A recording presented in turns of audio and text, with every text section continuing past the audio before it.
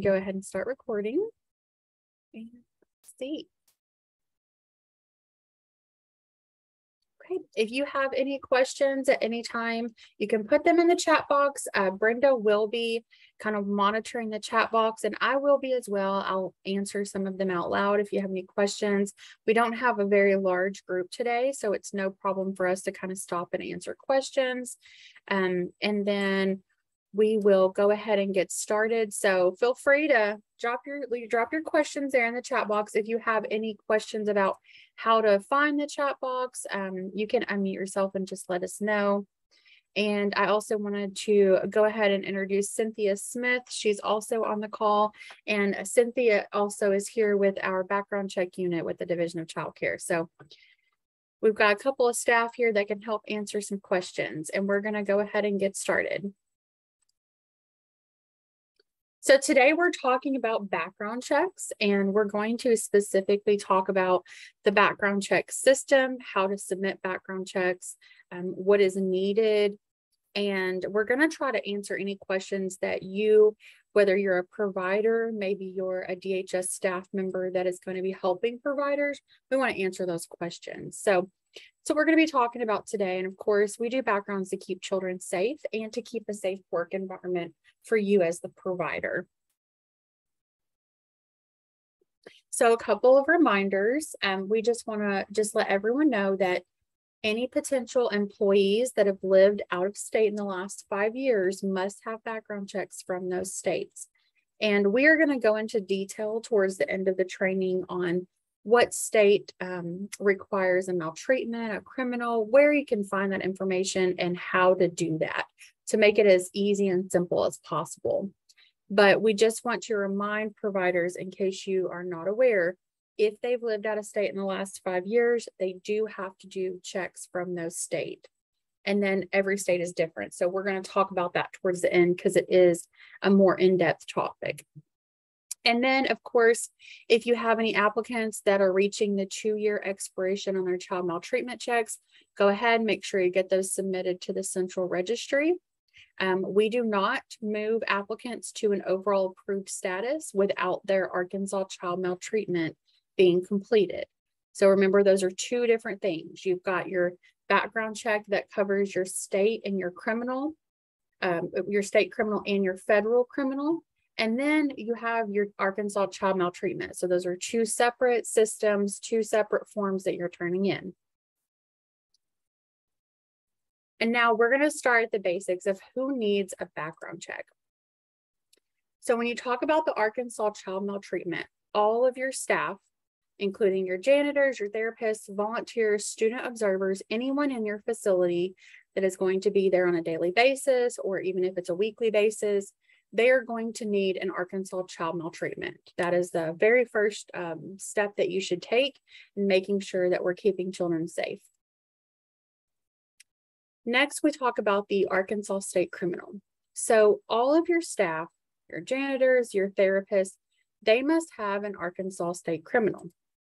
The same staff, janitors, therapists will need a federal FBI check. And you'll see volunteers and student observers fall into kind of a gray area.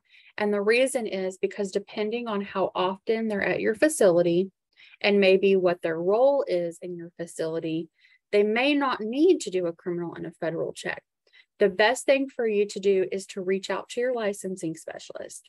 Discuss with your licensing specialist what that person is doing in their role. So are they coming in one time to volunteer and read a book? Or are they coming in and they're volunteering, but they may be unsupervised with children? You know, depending on what they are going to be doing and how often are they going to have an authoritative role over children in any way? Those are questions that they're going to look at and then make a decision whether you need to go ahead and submit a criminal and a FBI for those staff as well.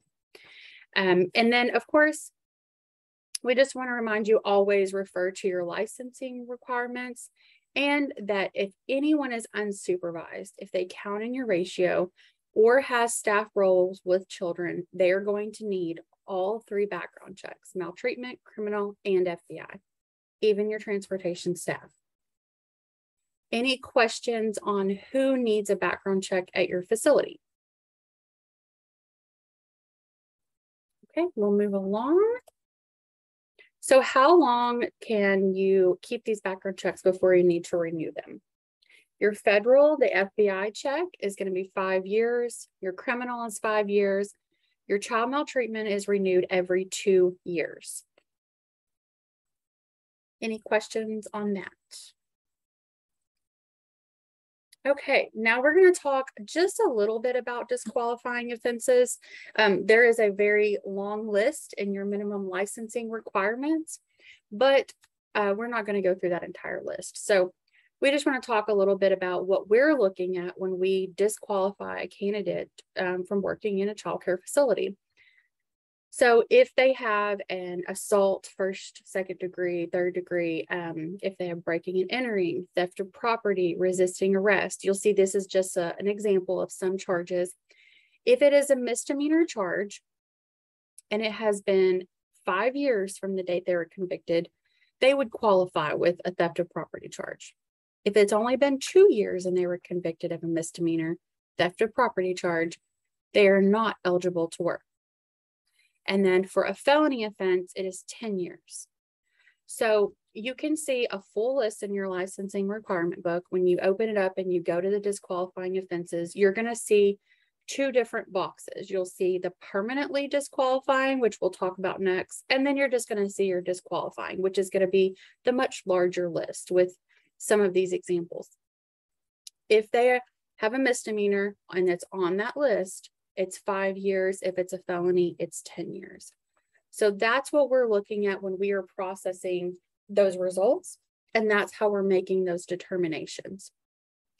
And then, of course, you do have your permanently prohibited offenses, which are all listed on that same page. Again, you can find that minimum licensing in your requirement book. It's going to be section 110. This is a much smaller list, and these are permanently prohibited. So that means it does not matter how long of a time frame. It does not matter if it's a misdemeanor or a felony. And you're going to see that these are the more serious and violent offenses. So things like capital murder, kidnapping, sexual assault, those are permanently prohibited. So it doesn't matter if it was 40 years ago or if it was 2 years ago, they are not eligible to work in child care.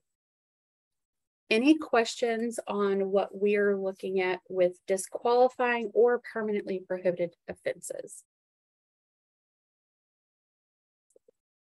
All right. So now we're going to talk about the electronic background check system.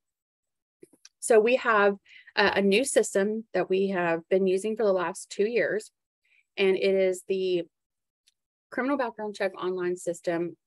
Right now, the name is called NICAR, and that could change just depending on company. So right now, another company has bought out the system, parent company that we use. So the name could change, but it is the criminal background check system. And all licensed programs must use the new online system. We do not accept any mail-in forms. We do not accept fingerprint cards. Everything is done electronically. So when you submit electronically, that is going to include the state criminal background check, the state sex offender registry check. Then you're going to get your fingerprints done, and that's going to complete the federal criminal background check, and it's also going to complete a national sex offender registry. All of those are completed in that online system. We have the website here. You must register for a subscription account in order to run background checks. It is $150 annually for providers. And we have the link there. If you don't already have an account, that's where you go to sign up. And then as a reminder, you have to submit your child maltreatment separately. We have the link there for the central registry, and that is where you will submit those child maltreatment request forms. Any questions so far? Okay. So now we're going to go through the process step by step. We're going to go through some visuals so you can see what the system looks like and exactly what you should be doing when you're going in and you're submitting a background check. So now that you have an account, and we have a guide for getting an account. You can also always call us if you need help, but Once you have an account, the very first thing that you're going to do is you're going to complete a request for criminal background check. So this is an electronic form, and you will hear me and my staff refer to this as the consent form. And so this form is giving our unit and our staff consent to run these background checks. If this is not completed and it's not accurate, we cannot move forward with the check. So this is going to be your very first step. And you'll see here, the very first tip is to make sure that you're selecting the correct reason for background check. This is going to be childcare. Now, some providers may also be a child welfare facility. And if you are, then you would select child welfare if that staff was working there and maybe a placement or a residential agency. But if you're a childcare provider, it should say CHI childcare. And we've got the link here directly to this form.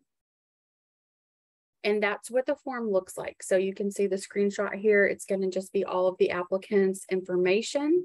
And I would recommend at this time, have a copy of your applicant's driver's license in front of you.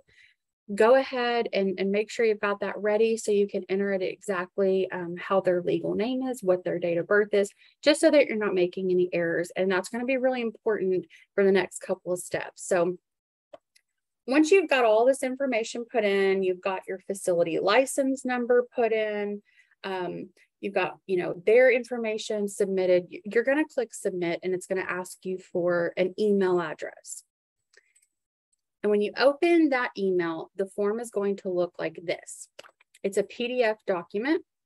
It's going to have all of the information you just submitted already put in the first page. And then the second page is going to be the notary section. The applicant's going to have to get this notarized. And the last page is just an applicant signature. So those two pages are the criminal background check privacy statement and then the challenge information. This is a federal requirement. It has to be done, and it has to be done accurately in order for us to review these backgrounds. So some of the most common mistakes that we see that cause an applicant to be not approved is this form. I will say 90% of the errors are because of this form having inaccurate information or errors on the notary section. So the most common we see is the notary area. They either, may not stamp it, they may forget, or the stamp is not legible. The notary date and the date that the applicant signs it must match. They are supposed to be signing this in front of the notary. So those dates should be the same. If they're not the same, we can't accept it. It has to be corrected. Sometimes the last page with the applicant's signature and date gets missed. So that has to be completed. And the other thing that we see is on the very first page, you see that there is a childcare facility number. This is your license number. That has to be correct. If it is not a operational open facility, we can't process these checks. So really take your time when you're doing these consent forms. Make sure that the information is correct. When you get it notarized, make sure if you're the notary, if your staff is taking it somewhere to get notarized, double check it, make sure that it's correct so that you save yourself some time so that we can get that person processed as quickly as possible. At this time, the applicant may tell you that they have lived out of state, in the last 5 years. This is the best time to go ahead and start those out of state checks because it is going to take a little bit of time. You're at the mercy of another state. So go ahead and get that process started. Once you've got all this completed, it's filled out, it's signed, now you're ready to submit it into your account. So you're going to log into what we call NICAR. Like I said, the name could change. And this is what the home screen looks like. You'll see at the very top, it says Arkansas Department of Public Safety. And you're going to go here and you will log in. And you would have gotten an email with your username and password and a link to the system. But we do have that here as well. And when I send that PDF, you'll have access to this. You'll go here to log in. Once you're logged in, you're going to click on the search tab. So here is where you're going to submit your applicant's information. This is going to go directly to Arkansas State Police. So the same information that you put on that consent form, you're going to go in and you're going to put the same information, have that driver's license in front of you. It's going to be all of their basic demographic search information. And you'll see halfway down the page, it says signed consent document. This is where you're going to upload that PDF that's been notarized and signed. All 3 pages must be uploaded. So when you are scanning this, or if you're taking pictures of the forms, whatever your process is, it needs to be converted to a PDF. If you just attach a picture here, it's only going to attach that one picture. It's not going to attach all 3 pages. So make sure you're uploading it as a PDF and you're going to attach it. Then you're going to go to purpose. And it should give you only the option for CHI. But again, some providers may have multiple different agencies that they're licensed under.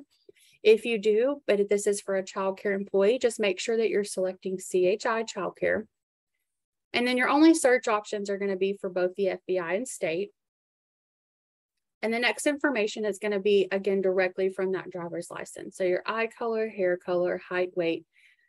That information, that's why I said I recommend to have a copy of that, because you're not probably going to maybe know that information right off the top of your head. But if you have a copy of the driver's license and it's there, it's ready, it's going to be easily available for you to put in. So now that you have submitted this information, you're going to review your work and it's going to ask you, confirm the information. Please take a few seconds and look at the name and the date of birth. If you don't check anything else, check those 2 things. If the name and the date of birth do not match what is on their driver's license, they will not get fingerprinted. You will pay for a check and not be reimbursed for that check. And you will have to submit again. So again, if the name or the date of birth is incorrect here and you submit, you cannot edit that information. So you're going to pay the fee, then they're not going to be able to get fingerprinted and you will have to resubmit again. And state police is not going to refund you for an error on entry. So just take a few seconds, make sure that first and last name matches the driver's license. Even if Susie got married last week and she doesn't want to get her driver's license changed until it expires, you need to enter what is on her driver's license. Of course, most people will go ahead and get their driver's license changed, but if that's not the case, make sure that this matches the driver's license. So the reason is because when they go and get fingerprinted, that is what they are going to be required to use to verify identity, passport or state issued ID. So if that information doesn't match, they can't get fingerprinted and then you can't move on with the steps. So we tell everyone this and we really harp on it because, again, we see this many, many, many times. And we know that providers don't have the extra money to just keep paying for these mistakes. And so we really want to make sure that it's a one and done, we can get it processed and get you on your way and get this staff ready in your facility. So check the date of birth, check the name, take a few seconds, make sure it's all correct, and then click submit. If you have noticed there's an error, you can go back to step 1, correct your error, make sure your consent form is attached, and then go ahead and submit. So you have that option. Now, once you've submitted, you're going to get a confirmation page. It may look a little bit different than the screenshot, but it will be a confirmation that's going to have your search ID and your transaction number. So if you look over to the right, the search ID number, it's 7 digits. Right now it starts with a 3.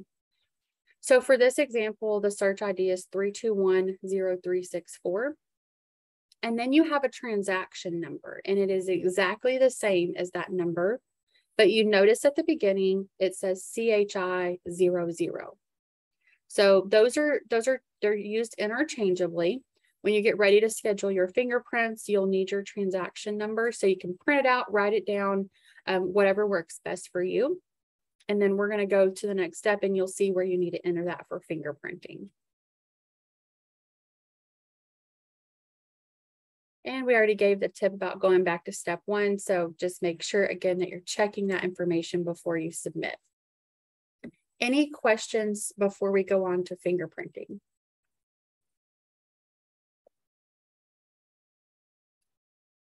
Okay. So now that you've submitted your applicant into the system, the next thing that you're going to need to do is schedule for them to get their fingerprints done. I have the link here. Make sure that before you send them to get fingerprinted, that they're not in your pending tab in the account. So you're going to have you have your search tab at the top. You'll see there's a pending tab.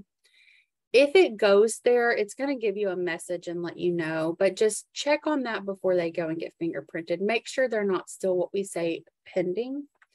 And that is because it'll say that it's pending approval of Arkansas State Police. It doesn't happen very often, very rare, maybe 1 or 2 a week that it may happen. But if you see that, just wait until it gets completed before they go get fingerprinted. And if you do see that and you have questions, you can always call us. I know I put my number there in the chat. Brenda's got hers in the chat. Give us a call if you have a question, and we'll take a look at it and we'll let you know what may be going on. So that's just a tip. When you're ready to schedule your fingerprints, you go to the website, and then this part is super simple. So you just click make an appointment. You're going to click fingerprinting. And then you're going to have a box to fill out the applicant's information. So you're just going to put their first and last name. Then you're going to put your transaction ID here.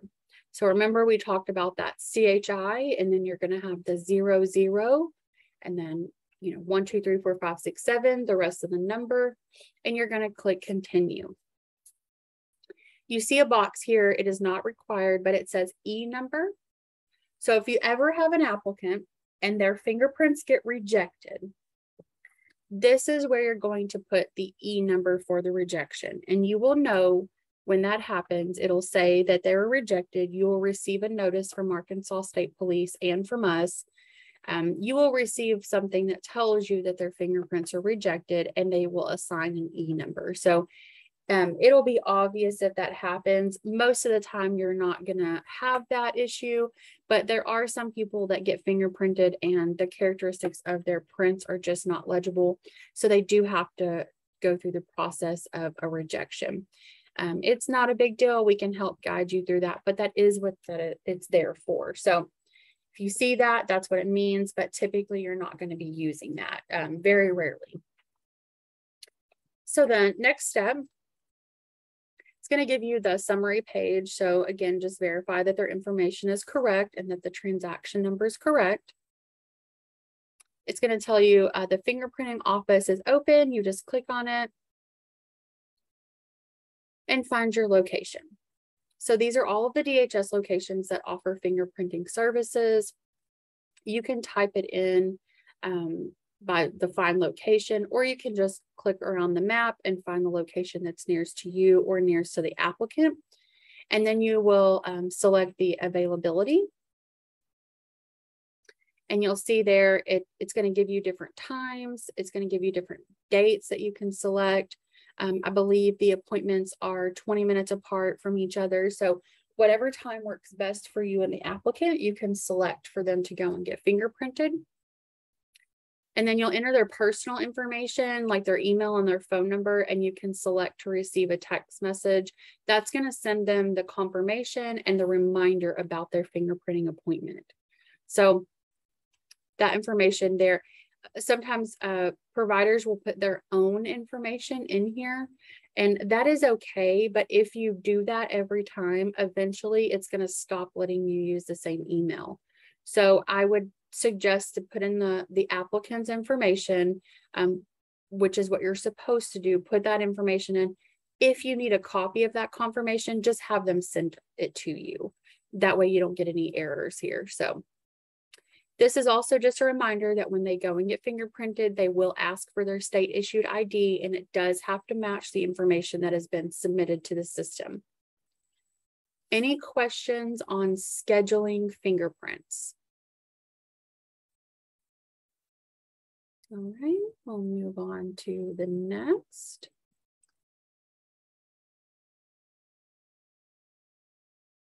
Okay. So now that you have completed your criminal and federal background check, you're going to go ahead and submit your Arkansas child maltreatment. You do this all at once in one sitting. It may sound like a lot, but it's best to get it done and get it out of the way so that when we're processing, it's all there and we can get them just approved, sent through, and you're done. You're not having to wait. This is a separate form. I've got the link here for their website. I also have their contact information here. You're going to complete this form, submit it to the central registry, and make sure that there are 5 years of residency listed. It's going to ask for that for the applicant. So if they lived in Texas last year and the year before that, they lived in California, they're going to have to list those out on their form. So just a little tip there. And then be sure that whenever they're submitting your child maltreatment results, select the second option.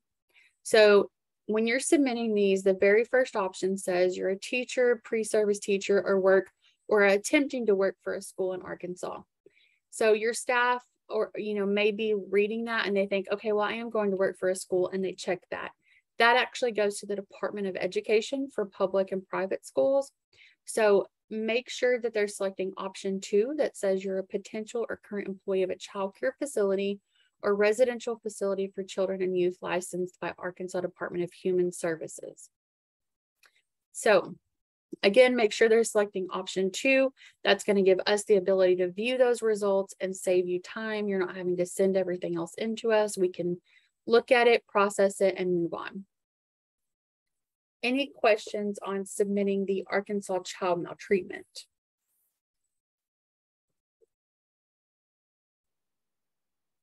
Okay, and then we've got a couple of special conditions, and this probably won't apply to most people, but there are some agencies that do have to request multiple background checks, and they have to submit those to different agencies. So like a preschool that is on a public school campus, currently they're having to submit Department of Education background checks and checks to the Division of Child Care.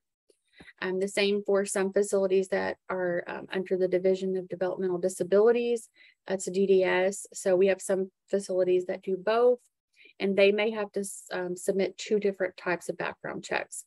So if you are a facility and you're licensed under 2 different types of agencies, if you provide medical treatment, or if you're a public school system and you're having to submit 2 different types of checks and you have questions, please give us a call. We'll help you take a look at your account, make sure that everything is set up correctly. If we need to get anything added, we can help guide you to how to get that done. And so these are just some special conditions. And like I said, most providers are not going to need these, but any questions before we talk about out-of-state processes?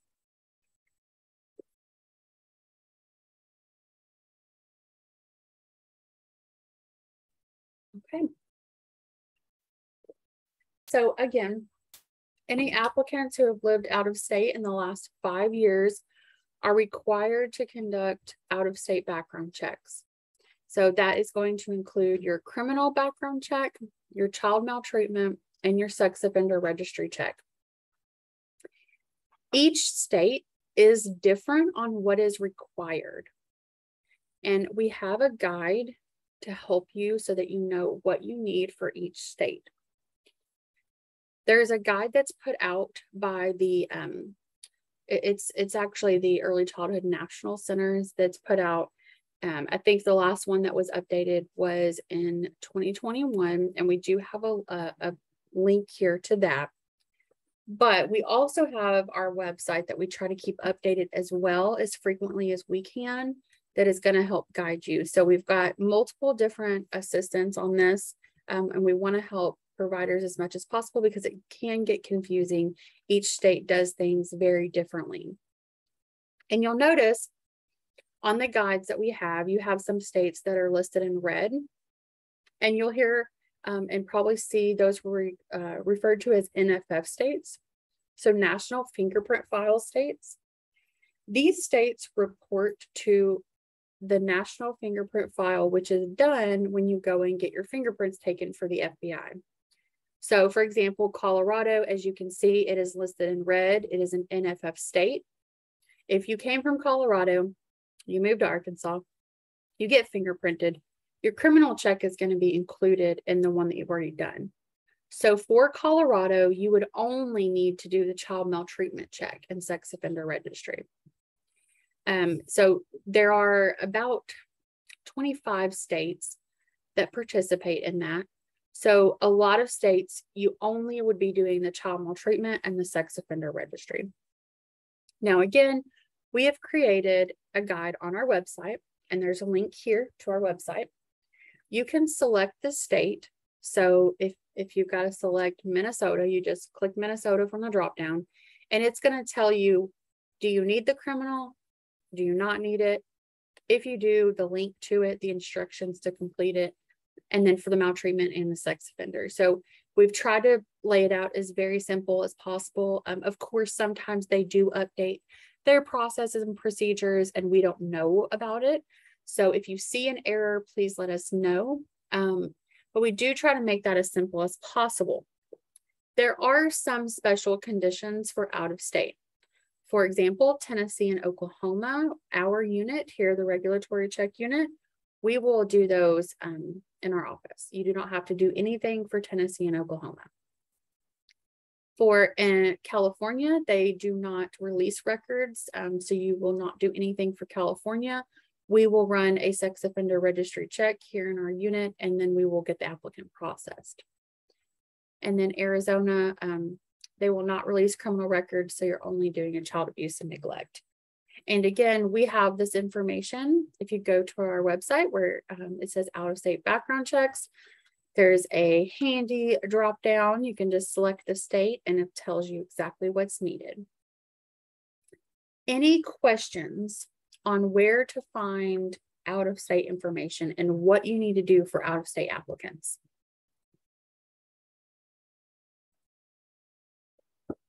Okay.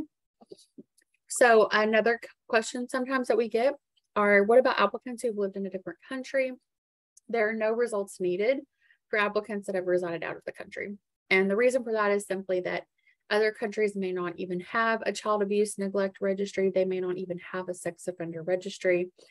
So we do not require anything for out of country residents.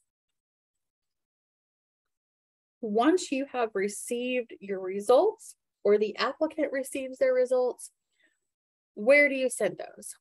You can mail those results to us. The much faster way is going to be to email them. And we have a specific email address for out-of-state results. It's just backgroundcheck@dhs.arkansas.gov. And you can see we've got it here on the screen. And I will also make sure, yeah, Brenda's got her email in the chat box already. So if you ever have questions about out of state or where to send it, just send us an email. We can give you this, but I'm going to send the PDF. So if you have any questions, you should be able to have all of these links here available to you. Any questions at all about out of state, anything that I did not answer if you have an applicant that is coming from another state? Okay. So now we're just going to talk about some things that we can't stress enough. So the very first thing is that a staff member may not begin work until the state criminal record check has been returned as satisfactory. So what does this mean for you as a provider? When you're logging into your system and you're going to your history tab and you're checking the status, you want to see an overall provisional status before they start working. If they are in a pending or not approved, they cannot be at all at your facility. If they are in provisional, they must be supervised by a staff member that has had all checks completed and they are approved. So a lot of times what happens is Maybe an applicant has an out-of-state from Texas and it's taken a really long time to get those results and they're in provisional. They can be hired, they can work, they can go in and do breaks as long as there's another approved teacher in that classroom. Or they can go in and help with the kitchen or help with the office. But when it comes to children and being in the classroom, they have to be overall approved to be by themselves. And I think we've seen a question, I think Brenda, when a daycare employee quits and they have been gone for a month and then they are rehired at the same daycare, will the daycare have to complete another background check? And Brenda said, if it is for a month, they do not have to complete, and that is correct. So currently, it is only if they are separated from employment for over 90 days. That is when they would have to do another check. So if it's just for a month, then yes, you'll be fine. So again, logging into your NICAR status, that's where you're going to see the status of the applicant. It's under the History tab. Making sure that all information is correct before submitting. Again, the applicant's name and date of birth must match their state issued ID and passport. If you take anything away from today's training, that should be the number one thing, is to make sure that that information matches. We don't want to see anyone waste their time or their money and not be able to get the check completed. If you have a staff member that's no longer employed, but they're in provisional, maybe they never went and got fingerprinted, maybe they were waiting on out of state and that person quits, give us a call, let us know that that person's no longer there. We'll get them out of that queue, we'll not approve them. Eventually we'll be able to archive them out, and that way nobody's wasting their time trying to get that person into an approved status, and we can move on to your other employees. So it'll kind of get them out of your view and ours as well. So let us know if they're no longer there. And if, of course, if they're already approved, you don't have to let us know, but if they're in provisional, that would be beneficial. And then the last tip is that when you're emailing the background check unit or any of our staff, if you'll include the applicant's search ID number, that will help tremendously for us to be able to find that applicant and get you some assistance as quickly as possible. Any questions?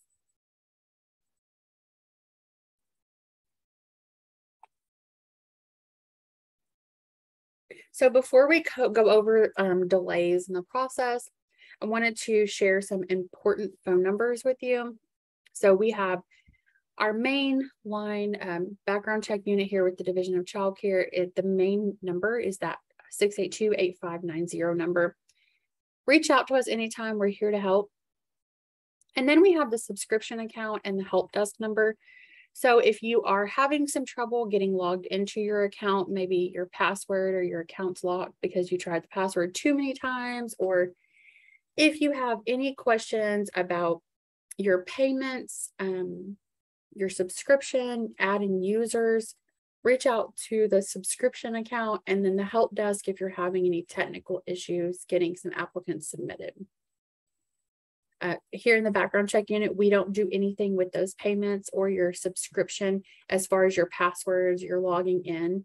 So we won't be able to help with that, but we will be able to get to the right person, which is going to be that help desk and the subscription account team. Then we also have the Arkansas Child Maltreatment, the central registry phone number there as well for those requests. And now we're going to talk about delays in the process, which are some things that we've kind of already talked about. So this will be a little bit of an overview. If your applicant is still in pending, it more than likely means that there needs some additional information from the applicant for the state criminal report. You should not see an applicant just with a pending overall status for very long. If you do, it may be that we're getting some additional documentation, but it won't happen that often for most providers. Your provisional delays. So if you have an applicant that's been in provisional for more than a few days and that you know that they've gotten fingerprinted, it could be that they were rejected. It could be that we're needing some additional information on the federal report. the Arkansas child maltreatment maybe needs to be completed, or they may have out-of-state checks that have needed to be done. If you see a provisional status and it says that the fingerprints are pending, that means that they have not went and done the fingerprinting process. I would recommend, for the quickest turnaround, when you submit that applicant, go ahead and submit their information, then do their child maltreatment, and schedule them to get fingerprinted that next day if it's possible. That's going to get you the quickest turnaround on that status so you can have them start. Then, of course, your not approved status. So we've already talked about a lot of these, but that can be an incomplete consent form. Like we said, the notary stamp may not be legible. It may be missing altogether.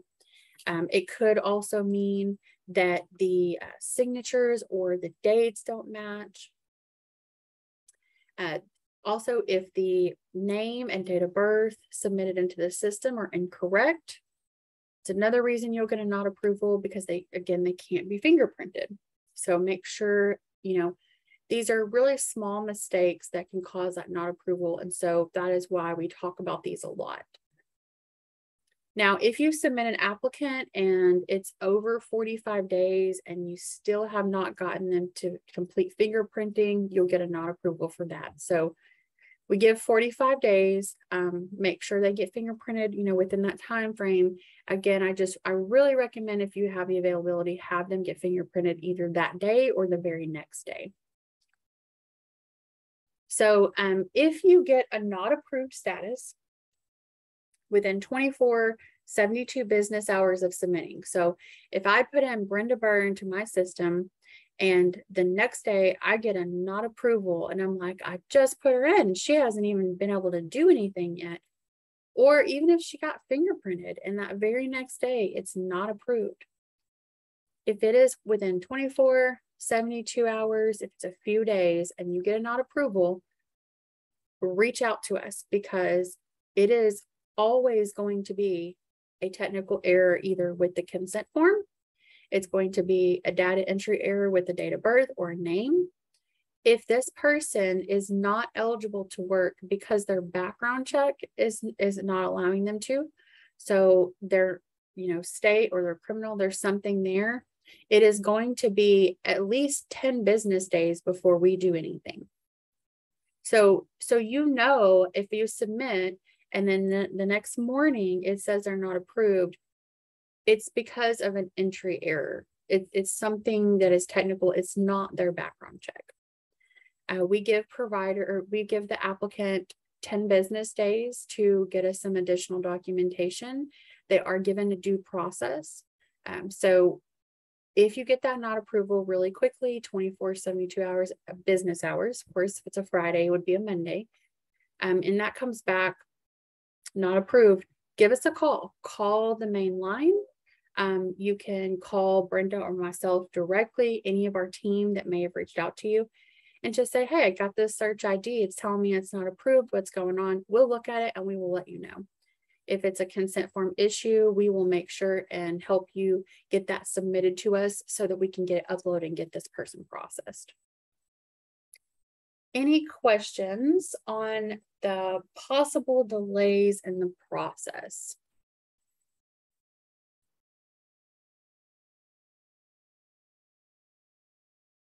Any questions about anything that we did not already discuss today?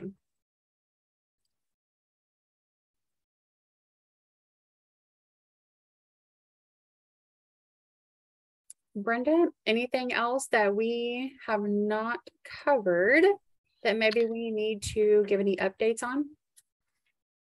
No, someone had lost connection, it says. When in doubt, just give us a call. You can call Kayla or I directly. Our number's in there. And I also put our main line number in the chat box. So just give us a call if you have any questions. When in doubt, just give us a call. We'll be happy to help. And I'm glad that y'all were able to attend today. Yes, and Teresa, that's okay. I see that you said you lost connection. So again, we do record all of our trainings. So this will be on the website, Teresa, if you need to go back and watch. I think it was only the last 2 slides. And then you did already put your email in the chat box, which is great. I will send you a copy of this guide. I'll send everyone a copy so that you can have it. And just to make it easier, like I said, those links are just directly in the PDF document. You can just click and go straight to it. Is there any other questions that we did not answer? Anything that, even if it's not background check related, anything that maybe we can help with? Okay, well, thank you so much for being here. Like Brenda said, we appreciate it. If you have peers or coworkers or anyone else in the field and they may could benefit for doing background checks, or you think they could benefit from the training, please feel free to share the link with them. We would love to have additional providers come on. We do this every month. It's the last Thursday of every month. So please invite them, share the word, and we appreciate you spending your time, and thank you for everything that you do for children in the state of Arkansas. Have a great afternoon.